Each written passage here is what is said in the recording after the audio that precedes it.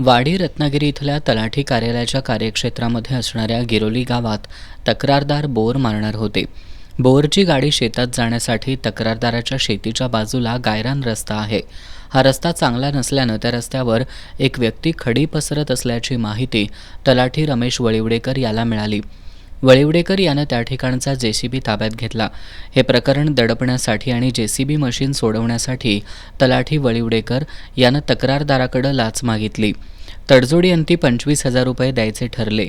मात्र तलाठी वळिवडेकर यानं रक्कम स्वीकारण्यास टाळाटाळ केली. याबाबत तक्रारदारानं लाचलुचपत प्रतिबंधक विभागाला दोघांमधील फोनवरील संभाषण सादर केलं. संभाषणाची तपासणी केल्यानंतर तलाठी वळिवडेकर याला अटक करण्यात आली आहे. या प्रकरणी त्याच्यावर कोडोली पोलिसात गुन्हा दाखल करण्यात आलाय. याच्यामध्ये जे तक्रारदार होते ते गिरोली येथील रहिवासी आहेत. या तक्रारदारांच्या जमिनीमध्ये बोर मारायचं होतं आणि बोर मारण्यासाठीचा जो रस्ता होता तो गायरानामधून जात होता आणि या रस्ता कच्चा होता आणि बोरची गाडी जड असल्यामुळे गाडी आत जाण्यासाठी त्या जागेवर त्या रस्त्यावर ते खडी पसरून थोड्याफार प्रमाणात तो रस्ता थोडासा मजबूत करून आत गाडी नेण्याचा त्यांचा प्रयत्न होता.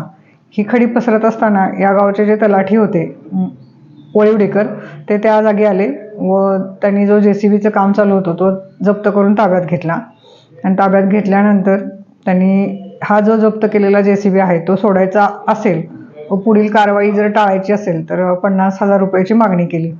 यानंतर तक्रारदारानं अँटी करप्शन ब्युरो आमच्याकडे तक्रार केली. या तक्रारीमध्ये आम्ही पंचासमक्ष पडताळणी केली असता त्यांनी 25,000 रुपयाची लाचेची मागणी केल्याचे निष्पन्न झाले. त्या अनुसार आज कोडोली पोलीस स्टेशन येथे गुन्हा दाखल झालेला आहे.